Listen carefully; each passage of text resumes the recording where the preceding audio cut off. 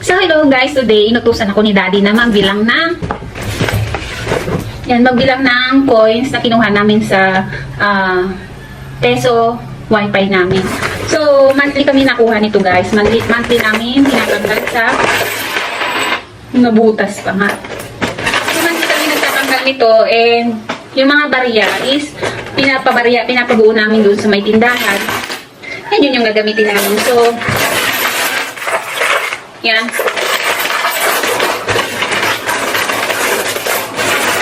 So, bali dalawa yung peso wifi namin. Isa doon sa bahay nila and isa dito sa bahay namin. So, napakalaking tulong na rin ito guys sa amin kasi nga, syempre kumain namin ng kuryente.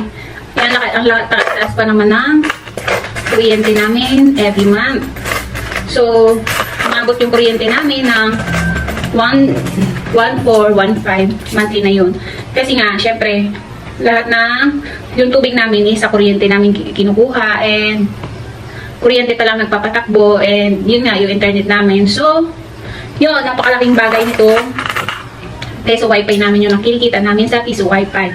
Hindi naman siya ganun kalakihan kasi nga syempre marami rin dito sa paligid namin na may ganito. So sakto lang na pambayad namin kuryente, pambayad namin internet. So napakalaking bagay na dito. So yan, magbibilang ako kasi papapalitan ni Daddy mamaya.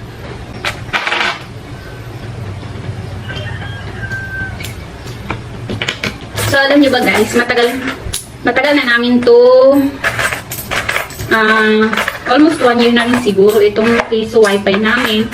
And, yun, napakalaking tulong talaga sa amin.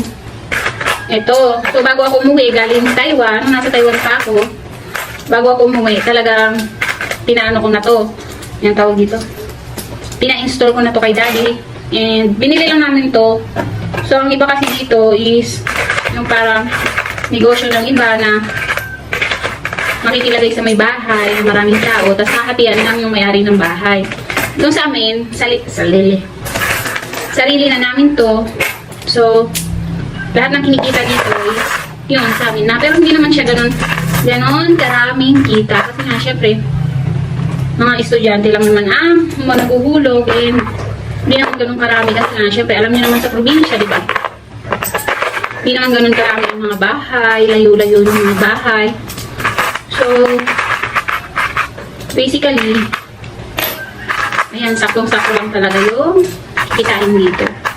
And, bali sa isang buwan, guys, yung dalawa namin, pagkalakasan, yan, maabot kami ng 5,000 na higit.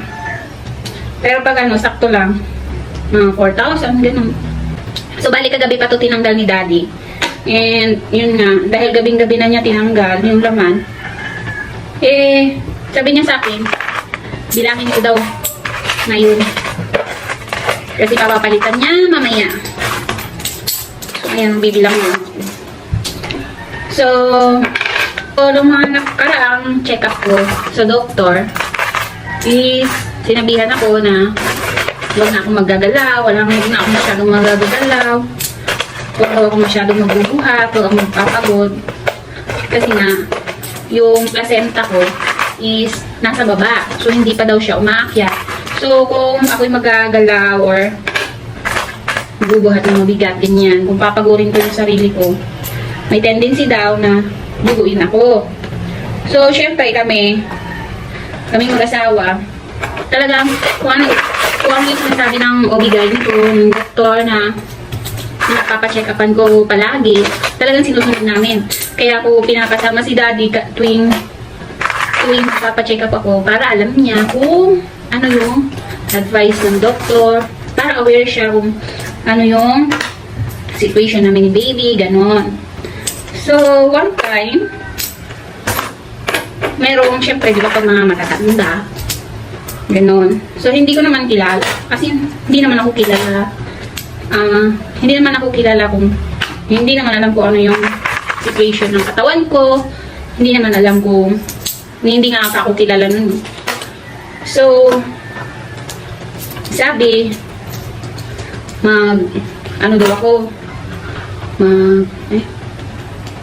sabi sa akin, masyado daw malaki yung tiyan ko. So, maglakad-lakad daw ako. Magawa ng mga ganito, ng mga ganyan, gawin ko yung mga ganito, ganyan. So, sabi ko, Ayoko kasi mainit. Ang init naman kasi talaga dito.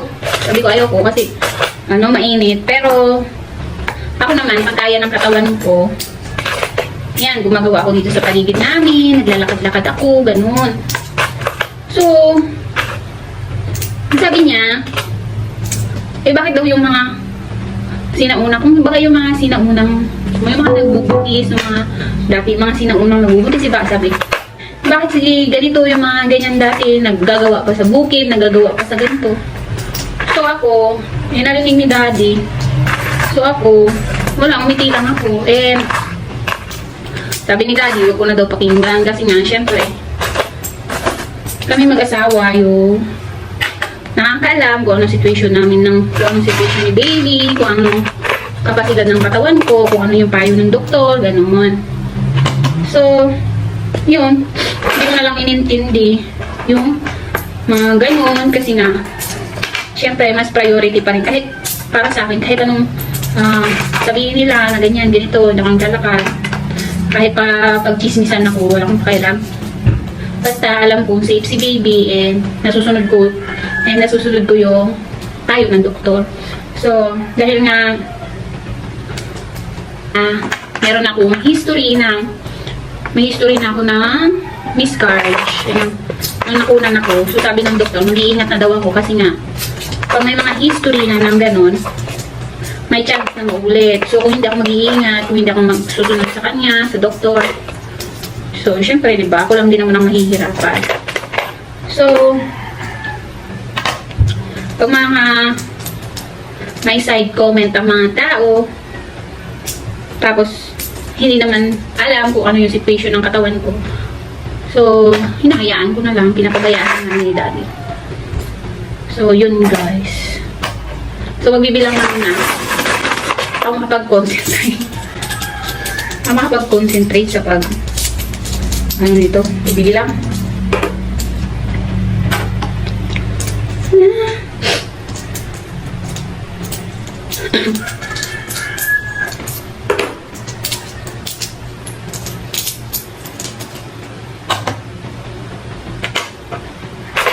So, ayan guys, nabutas yung takon na nilagyan ni Daddy.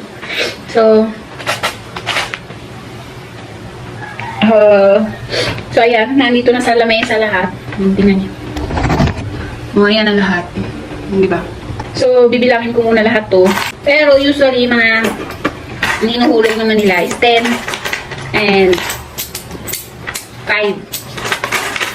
10 and 5. So, hindi naman siya ganun kahirap bilangin. Hindi naman siya tagpipiso. Kaunti lang ang tagpipiso. So, mabilis lang siya bilangin.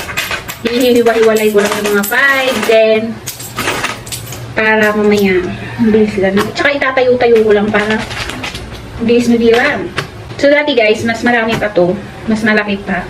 Pero nga, syempre, merong mga nagtatayo na rin. May mga bumibili na rin. Kumbaga, may mga kakompetensya ka na kasi nga, yun, may mga ganito din. So, sabi ko, kay Daddy, okay lang.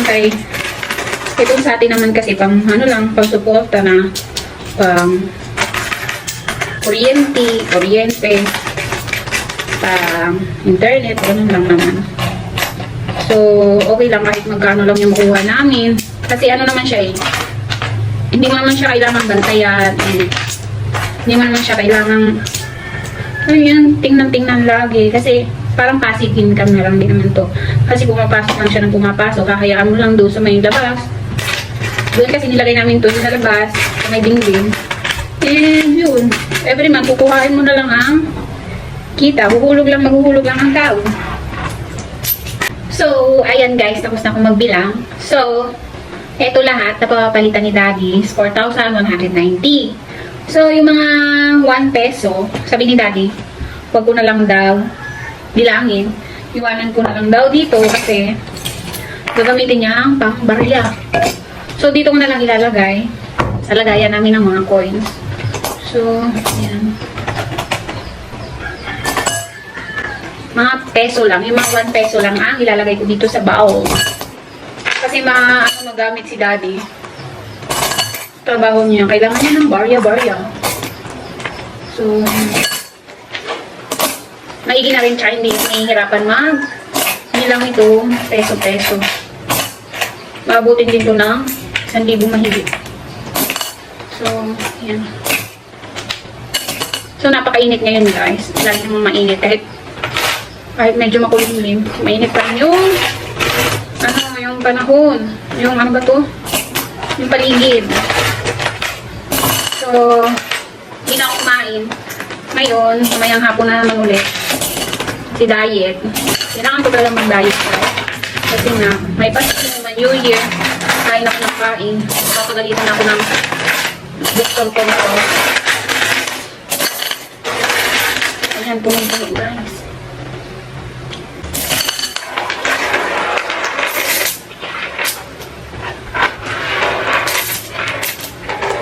Sorry. So, ayan guys, ito lahat ng peso. Ngayon ko na siya binilang. Pero, aabutin pa to ng 1,500, I think. And, etong nabilang ko, dito ko ilalagay. Kasi nga, dadalhin to ni Daddy doon sa may tindahan. Para papalitan. So, dito niya nilalagay yun. So, for 190, ulitin ko ng bilang kasi baka mamaya mali ako. 1, 2, 3, 4, 5, 6, 7, 8, 9. 1, 2, 3, 4, 5, 6, 7, 9. 1, 2, 3, 4, 5, 6, 7, 9.